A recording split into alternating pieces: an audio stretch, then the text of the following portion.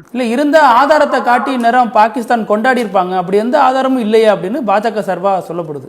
அப்ப போய் கொடுத்தாங்கல்ல பிரான்ஸ், அவங்களோட போய் கிளைம் பண்ண சொல்லுங்க. எப்படி ராகுல் காந்தி சொல்றதுக்கு முன்னாடி, நீங்க சொல்றதுக்கு முன்னாடி, ஊடகங்கள் சொல்றதுக்கு முன்னாடி, நான் சொல்றதுக்கு முன்னாடி, எல்லாரும் சொல்றதுக்கு முன்னாடி பிரான்ஸ் சொன்னானா இல்லையா?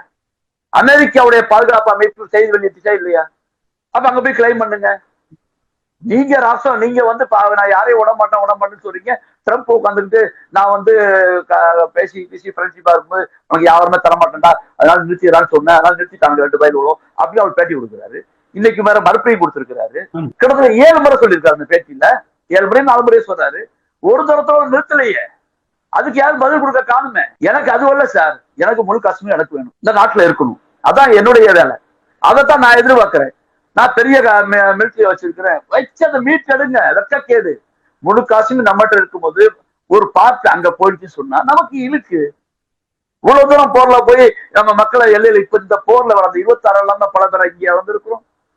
எல்லையில பாதுகாப்பு இல்லாத நிலையில மின்சாரம் கூட இல்லாம நம்ம மக்கள் கஷ்டப்பட்டு இருக்காங்க. ராஜஸ்தான்ல, குஜராத்ல, காஷ்மீர்ல என்ன செய்ய முடியும்? ஆகவே பாதுகாப்பை உங்களிடம் கொடுத்திருக்கிறோம். நீங்கள் சரியான பாதுகாவல் இல்லைன்னு சொன்னால் யார் இல்ல? ராஜ்நாத் சிங் இல்லையா? ராஜாமன சொல்லுங்க.